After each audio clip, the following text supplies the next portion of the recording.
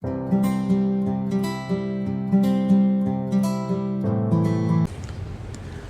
to AETCM, the Emergency Medicine channel. Today I will be presenting a case of polytrauma. Shall I begin? Yeah. A 26-year-old male was brought to our ED with alleged history of RTA, bike versus lorry. On our initial assessment, patient was drowsy, disoriented, C-spine collar was applied, and the patient was transferred to a spine board. Okay. Just whenever you're presenting a trauma case, make sure that you are presenting a brief mechanism of injury. So that is always important. So when you get a patient like this, you will always get a handover by the paramedic. That's a usual scenario, but in India it's a different setup. But whenever you have to get a brief handover from them. From them, we should just basic mechanism of injury. So you said road traffic accident, bike versus lorry.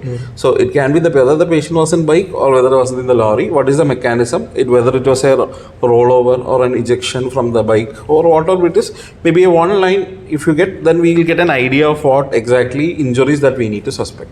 And if like head injury, helmeted or non-helmeted. So basic these detail, if you can give a briefing, a line, that will be good. Can you just tell that? Yeah, the patient was in bike, was non-helmeted. Okay. The lorry was stopped at the roadside. Okay. When he went and hit on the back of the lorry and he was thrown on the ground. Okay. So we got an idea, okay, what all injuries we need to suspect. So always keep that mechanism of injury, and when a paramedic is giving you a handover, what all things that they should tell? One is mechanism of injury.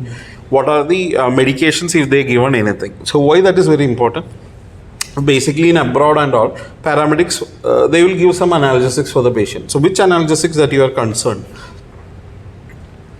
When you are assessing, that will affect your assessment. Opioids, especially opioids. If they have given any opioids, that history is very important. So if the patient is vomiting after giving an opioid, all those things is very important. So basically they will be stabilizing them by putting maybe a C-collar. They will just give you a brief handover about what all medications they are given. So just make sure that you are telling these things. But in our Indian scenario, very unlikely to see. But whenever you are present that way, it will be good. Okay. So a patient has come to you. So you have started with your primary assessment. So your 10-second assessment, how will you do a quick 10-second assessment? We will see if the patient is drowsy or disoriented, and we will see if any active bleeding site is there or not. Okay. Quick 10-second assessment means what? Quick 10-second assessment means only thing we are concerned is A, B, C is stable or not. So you just ask him his name. If he is able to tell his name, what does it mean? His airway is patent. He is able to talk in a full sentence. So that means his respiratory reserve is okay and his cerebral perfusion is okay, because he is able to understand what you are saying and he is able to give you a feedback. So this is what a 10-second assessment is all about. So what we can remember, maybe an AVPU scoring. Maybe the patient is alert, or he is responding only verbally, or only painful response, or there is unresponsive. So you can have a quick 10-second assessment by asking a name of the patient before you go to the primary survey. So once the patient comes with trauma, you get a quick handover, or you can just tell what is the mechanism of injury, whether any medications given, or what is the first aid given to the patient. And after that, you go ahead with a quick 10-second assessment, whether the patient is conscious, oriented, or verbally responsive, unresponsive, or painful responsive. So then you go ahead with your primary assessment, starting with your airway, breathing, circulation, disability, and all those things. Yeah. Now you can continue. The patient was unresponsive. Okay. Was only able to make sounds. Okay. So unresponsive, only to make some sounds. So that is very important. Since our airway is already under compromise. But at the same time, smell of alcohol was also present. Okay. So my question is whether you will write this thing in your case sheet or not. Smell of alcohol. Yes. You will write. Yes. So if the patient, this is a common issue that we'll all need to face. The patient will come back with an insurance form, and they will be asking whether the patient was under the influence of alcohol or not. So what will you write at that time? Yes. So technically speaking, whenever you wanted to tell that the patient is not under the influence of alcohol, you need to have a serum alcohol level tested. So that is medico-legally. So this is a very important thing. That's the reason why, because you will be seeing a lot of patients, they will come back to you for signing the insurance paper. So at that time, you have to be very specific. If you are pretty sure clinically that patient has not consumed, you can write. But in the scenario, if you are writing smell of alcohol is present, then definitely the insurance company, they wanted to some way or other not to give the insurance. So smell of alcohol present, Ideally, you need to collaborate with your blood serum alcohol level, but usually routine practice in India, we are not doing these things. But ideally, a blood alcohol test to be done. Why we are not doing that blood alcohol testing? Why we are not doing a blood alcohol testing? Again, for this testing, you need some consent to be taken from the patient. So, whoever it is, they are going, we cannot just take a blood alcohol level because somebody is asking you to do so. So, always you need to get a consent from the patient. But here, majority of the time, the legal system is little bit not, is a little bit fragile. So, we don't take it routinely. So, ideally, you need to do a blood alcohol level and you need to document that also. So, then your stand will be solid. Okay, so smell of alcohol was present, his airway, he is not conscious, and there was any secretions. What are the concerns in your airway? There was no pooling of secretions. There is no pooling of secretions. Stridor? Stridors not. There was no stridor. Okay, then coming to breathing. Yeah, You simultaneously went ahead with an cervical collar. cervical supplied. Why you went ahead with the cervical collar? What made you think that, okay, this patient requires a cervical collar? Every trauma patient you do that? No, when it involves a high velocity injury or RTA. So you should know that's what somebody is coming with 10 for 1 floor height fall is coming to you. Okay, and he's absolutely fine, conscious oriented. He don't have any pain or anything. He don't have any of the symptoms. So will you put a cervical collar? That patient will check for his pain tenderness if he's conscious. No. So what are the criteria that you will say, okay, this patient, you should have some scoring system. What is the scoring system that we use in the ED? The most commonly used one is Canadian C-spine rule and nexus criteria. So these are the two criteria by which you can say, but here the patient is unresponsive. So what is the criteria? Basically, when the issue comes, when you have like 15 to 20 patients coming to your ED following an RTA, you only have 5 cervical collars. So you need to use it for the best patient who really have a cervical spine injury. So what is the nexus criteria is all about? Nexus criteria talks about 5 points. Nexus criteria 1 is posterior cervical line tenderness. If the patient is having a posterior cervical line tenderness, patient is under the influence of any intoxicating agents. 3, there is a focal neurological deficit. 4, there is any other distracting injuries. Any other distracting injuries causing, and patient is unconscious. So these 5 group of patients, you have to make sure that they are probably having a cervical spine injury. What are the things? When the patient is having a posterior cervical line tenderness. Second one is what? You have to look for any focal neurological deficit. Fourth one, third one is any intoxicating agents. Already is under the influence of alcohol. And fourth one, if the patient has got any other distracting injuries. Suppose he has got an open femur fracture. So that pain is too much that he is not very concerned about a cervical spine injury. So that is the fourth one. And finally, he is unconscious. You have to keep into the consideration that this patient is possibly having a cervical spine injury. That is one thing. Canadian C-spine rule again comes up with little bit of modification. Again, posterior cervical, but mechanism of injury is very important there. And if the patient is having high velocity injury, they will say yes, you need to go ahead with an cervical spine immobilization. And high velocity injury, yes, they need to put on a high velocity injury. When you say it is more than 60 km per hour or it is miles per hour, that you need to convert to that. So approximately you can take it as above 60 km per hour, you can take it as a high velocity injury. And patient has got any focal neurological deficit, and if the patient is conscious oriented and he is able to sit up and is able to move his neck 45 degree to both the sides, then we can again rule out a cervical spine injury. So these are the 2 scoring systems where you can use in the ED for a whom you require an ideal, you need to suspect a cervical immobilization. So initially, as and when the patient comes, this patient, there is no doubt, you have to put it because he is unresponsive, already under the influence of alcohol. So unresponsive, you are suspecting a cervical head injury. So always head injury, around 25 to 30% of the patients with head injury, they will have a cervical spine injury also. Maybe not 30, maybe somewhere around 20%, they will have an associated cervical spine injury also. So keep that in your mind and go ahead with the cervical immobilizations. What are the options for your cervical immobilizations? What are your options in the ED? We have Philadelphia collar. Philadelphia collar, okay. So Philadelphia collar, it comes in small, medium, large sizes. So you need to ideally choose the correct size. So choosing the correct size is very important. Next is you have something called as an universal collar. So what is a universal collar all about? You can adjust the neck length, how much the neck how much the neck length is there, and before that you should know how will you measure the size of a C-collar. How will you measure the size of a C-collar? So this is your angle of mouth. From your angle of mouth till to the shoulder, you keep 4 fingers.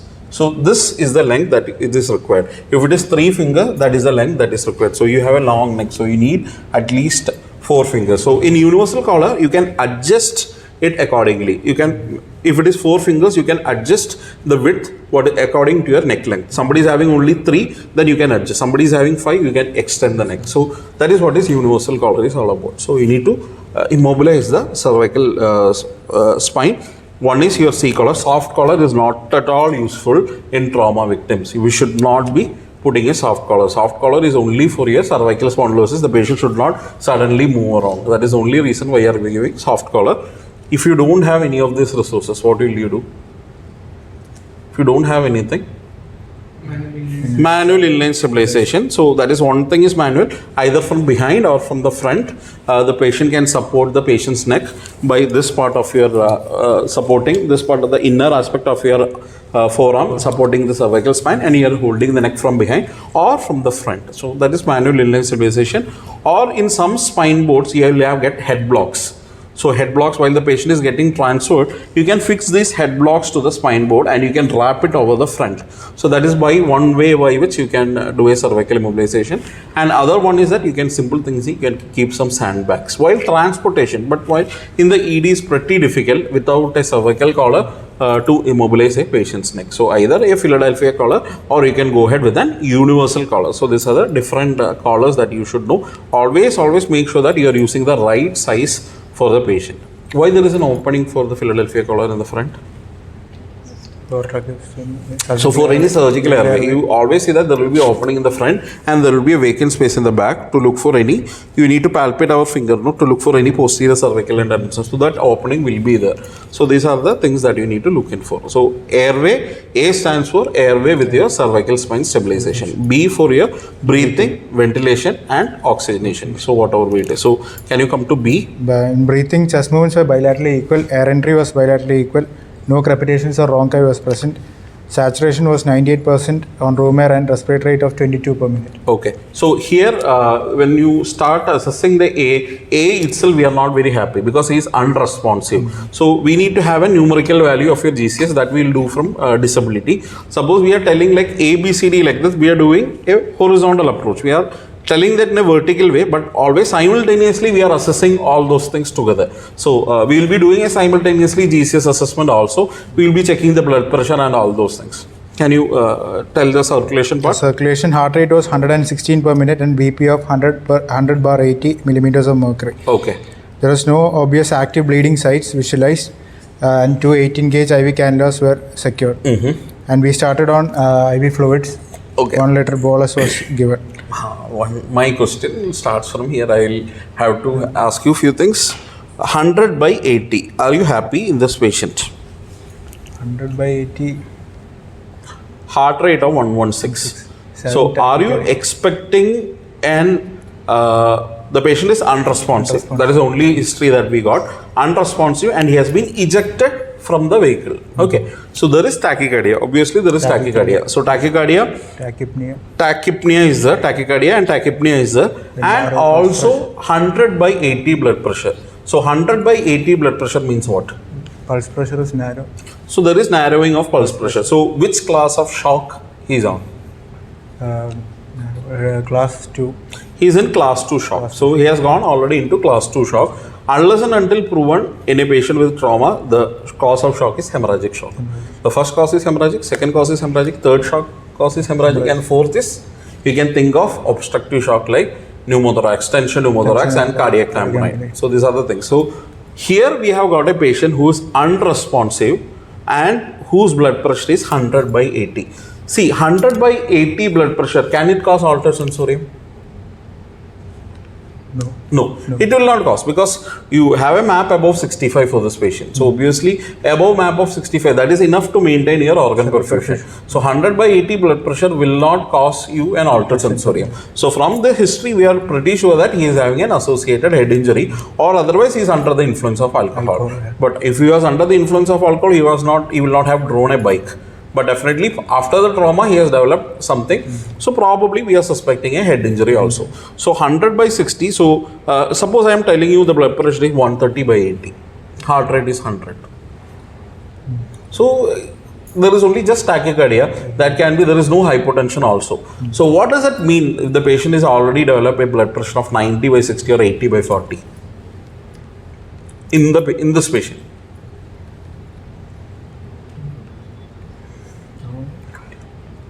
$80 by 40 is the blood pressure. So he has gone into either class 3 or class 4 hemorrhagic shock. So what is your instruction that you will give in your ED? What is the instruction that you will give? So definitely it is hemorrhagic shock. Okay. So definitely it's hemorrhagic shock. So you have to understand that class 3 and class 4 hemorrhagic shock, you need blood transfusion.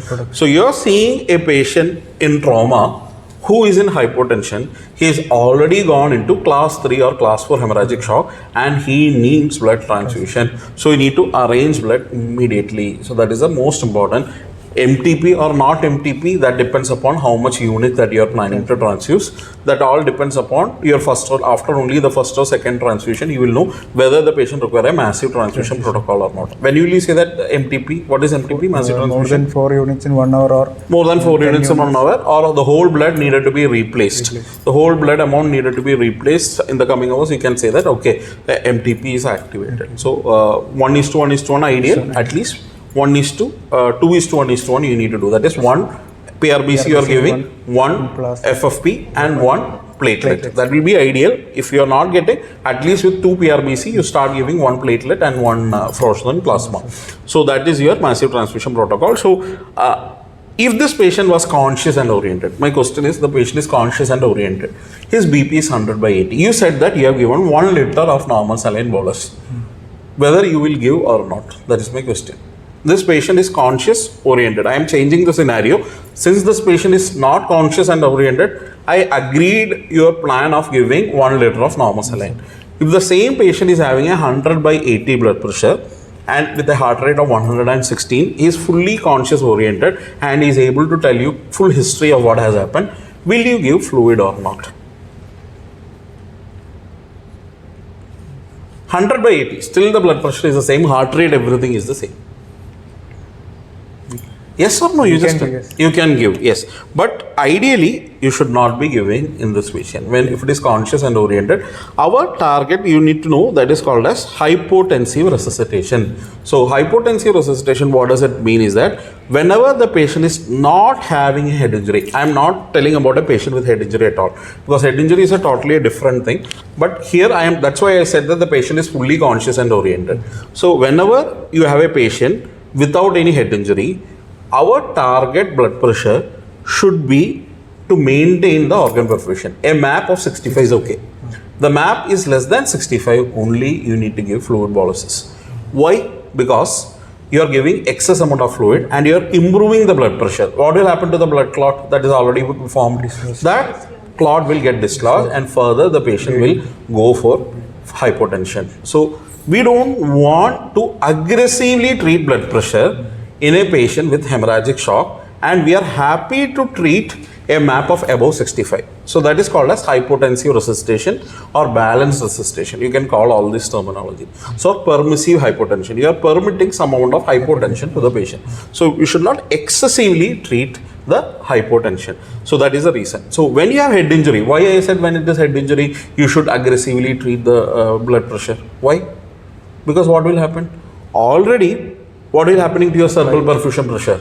Cerebral perfusion pressure is affected. It is decreased because of the raised intracranial pressure. So basically, what is the formula for your cerebral perfusion pressure? It is MAP minus ICP. So if ICP increases, cerebral perfusion pressure decreases. So again, MAP also decreases, what will happen? Your cerebral perfusion pressure decreases. So except for a patient with head injury, you can go ahead with permissive hypotension.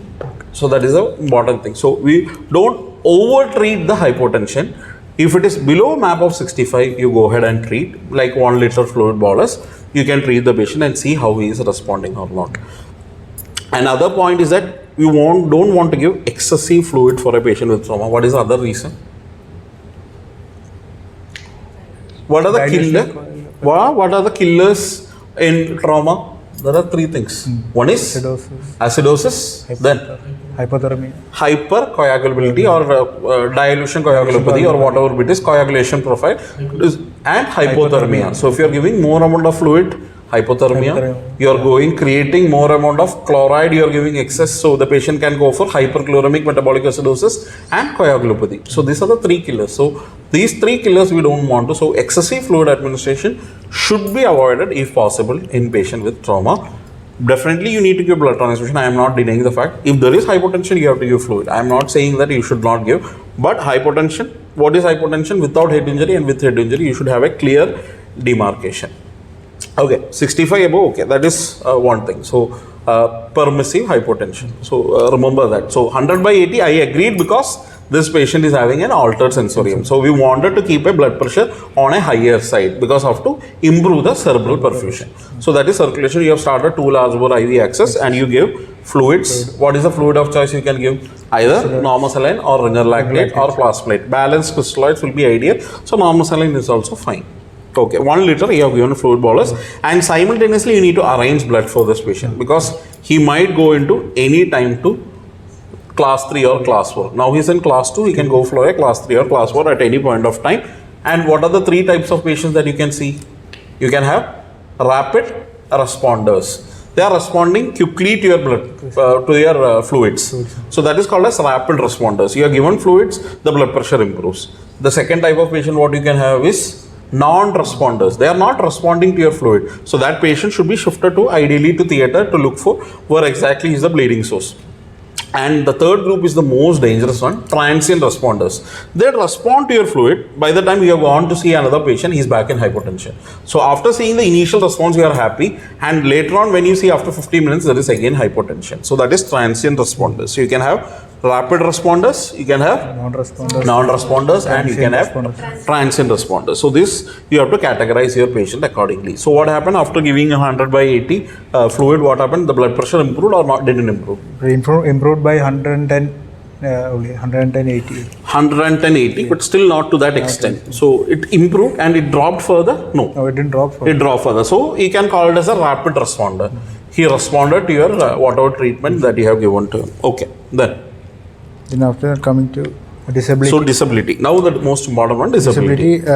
Initially it was GCS was E2, V2, M5. Okay. 9 out of 15 score was there. Pupils were bilaterally equal with 2 mm size, sluggishly reactive to light.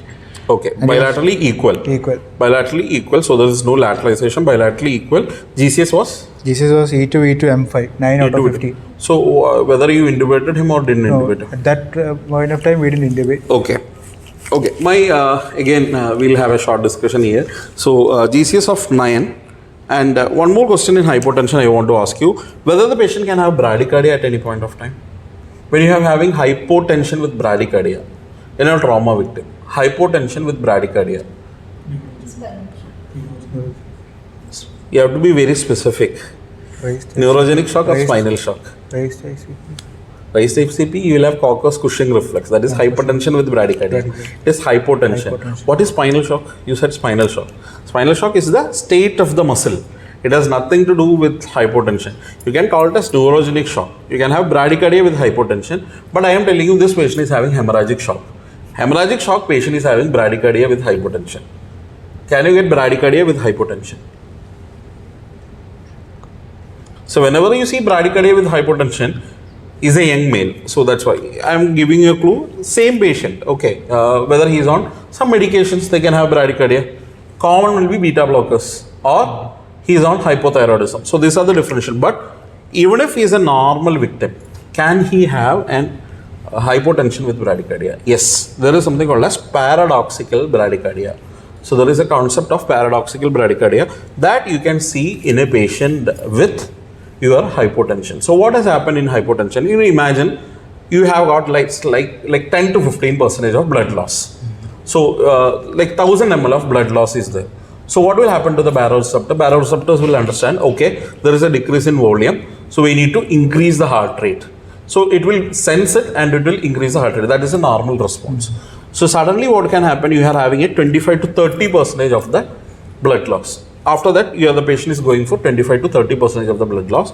At the time, again, what will happen is that this receptors might not be detecting that, because already they have gone for tachycardia, and instead of that, there can be a negative feedback sort of a thing, and they can cause vagal stimulation, and they can cause decrease in bradycardia, heart rate. So that is called as paradoxical bradycardia. And paradoxical bradycardia, you can see patient with hemorrhagic shock and also recent surgery. If they got any recent surgery and they are coming with trauma, you need to suspect. So there are some case reports. So some 7 to 10% of patient with hemorrhagic shock, they can have paradoxical bradycardia. So that is one thing that you can remember, paradoxical bradycardia. So even if it is not a neurogenic shock, even if the patient is not on any other drugs, you can have this paradoxical bradycardia.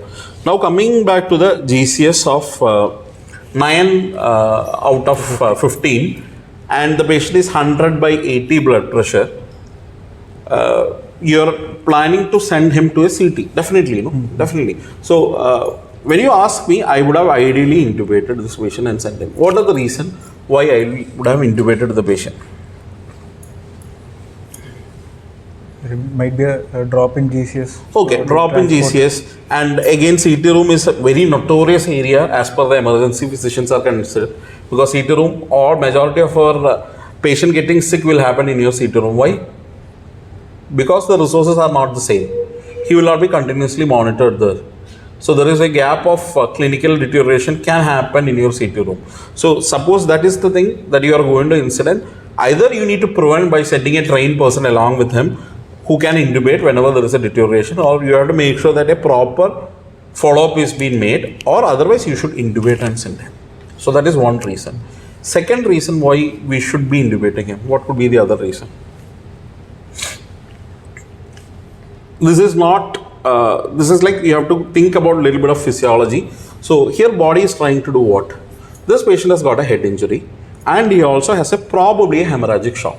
So what is the body trying to do here? Body is trying to maintain a normal physiology. So till like 30 to 40% of the blood loss, the body is trying to maintain by increasing the heart rate to maintain a normal organ perfusion. So that much amount of effort the body is taking to maintain, trying to maintain to the normal physiology to maintain organ perfusion. And also to maintain the airway. So that is also being taken care of. So here the patient is probably having a compromise in the airway and with hypotension. So if you take care of the A and B will be taken care of by S. So physiologically the body can be more concentrating on maintaining of the circulation. So this is like you need to think about a little bit of physiology. So maybe an intubating a patient with hemorrhagic shock, even if the GCS is normal, this is the answer for that. So even if you want to intubate a patient, this patient definitely I would prefer to intubate him. Two reasons: he can have a clinical deterioration in the CT room, and second thing, to improve the physiology of him. So that the body, we are taking care of the A and B, airway is maintained and B is maintained. So body doesn't take care to maintain the normal respiration and normal airway. Like a body, the physiologically can concentrate more on maintaining the circulation. So physiology, this physiology. So that is the reason why we could have preferred to intubate the patient. You want to give any 3% saline or any mannitol for this patient immediately right now? No, sir. When you will give, you have to give mannitol before a CT. There is any pupil asymmetry or any GCS drop. Okay. And hypertension with... There is any features of raised ICP ICP related to corning, you have to give mannitol. You need not wait there. But here there is no features of any corning, there is no lateralization.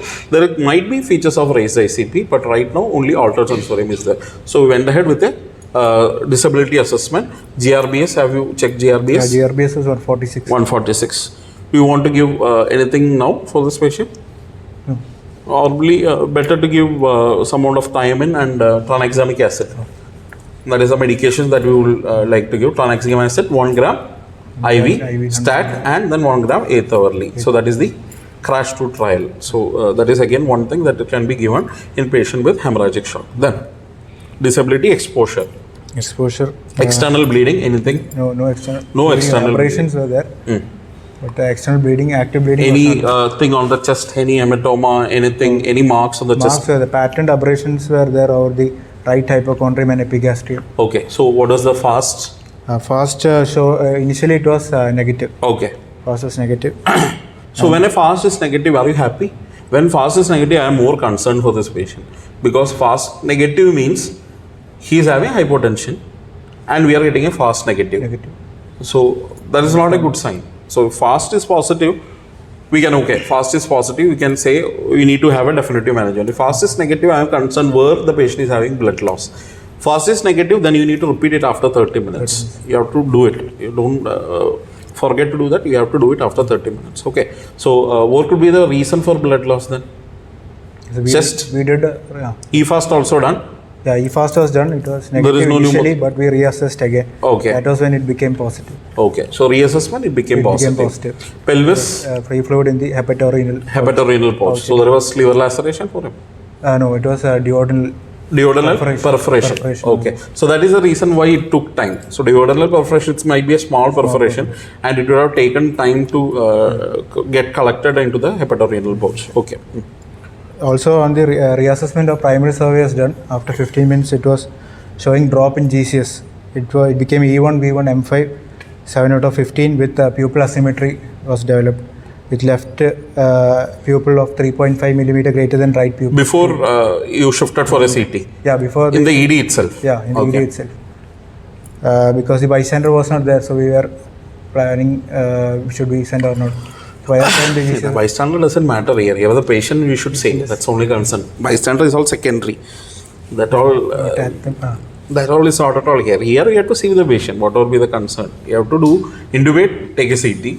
That should be the thing. And CT, if anything is there, it's life-threatening. Risk versus benefit. Go ahead with surgery. That's it. Then after this, we did a rapid sequence intubation also. Okay. So what drugs was used for intubation? For this patient, we used fentanyl 50, etomidate 20, and rocuronium 100. Okay. So that's a safer option. If you say etomidate for any condition, it will be a safer option. But here we could have used ketamine also. Ketamine, because hypotension is also there. Previously it was causing raised ICP, it is contraindicated. Now there is no contraindication for ketamine for raised ICP. Ketamine, I would have preferred a little bit of ketamine, maybe ketamine with propofol. But hypotension is there. So I would have liked to avoid propofol. Maybe ketamine or etomidate is also well and good. Okay. CT? No, CT brain was done. It showed left frontoparietal acute SDH with 11 millimeter thickness with midline shift of 6 millimeter to the right with impending ankle herniation. Okay. With impending ankle herniation. Okay. And also we informed neurosurgery immediately. Before informing neurosurgery, you have to do a lot of things. Injection. We started on injection mannitol, 20% mannitol, 100 ml. 100 ml will not be sufficient. 100 ml you are treating a 10 kg or 20 kg person, it is okay. You have to give minimum when you are giving mannitol, you have to give at least 200 to 300 ml. So for an adult patient. So what is the, how does mannitol help in this patient? By osmotic gradient, mannitol will reduce the ICP. You said osmotic diuresis. Yeah. So before that, going to osmotic diuresis, there is one important role for mannitol also. Here it is a hypertonic, right? So you are giving 300 ml of mannitol. What does it happen? You are suddenly giving an hypertonic saline, so volume is increasing. So that is the first response of mannitol that you will see. You are giving 300 ml, so 300 ml of intravascular volume straight away is improving. And after that, you have osmotic diuresis. Osmotic diuresis will not happen immediately. It will take 30 minutes and all. So initially that whatever you are giving that fluid will increase the volume, and as a result you are improving the cerebral perfusion. Later on, decreasing the edema, it will help. So that is the first effect of mannitol. Then what will be the other things that you need to do? The patient is intubated. 3% saline. What is the target sodium that you need to achieve? Higher limit of the normal. So 145. Around 145 you need to target. Then what are the other things that you wanted to do? Avoid compression of the neck veins. Keep up the head and elevated to 30 to 45 degrees. Then sedation, if required, sedation. The patient is becoming agitated, that again increases the ICP. So ideally sedation needed to be done, and definitely that patient need to be taken for a decompression. So decompression as well as for the whatever has happened to the duodenum, both need to be managed. Otherwise what will happen, the patient will again go for shock. We will be giving more fluid to maintain the ICP. So what has happened to this patient? He was taken up, we took a CT abdomen also as Okay. per gastro surgery, and there it was shown the duodenal Perforation. Mild hemoperitoneum from an undetected cause actually. Okay. When they opened up only, They found out duodenal perforation.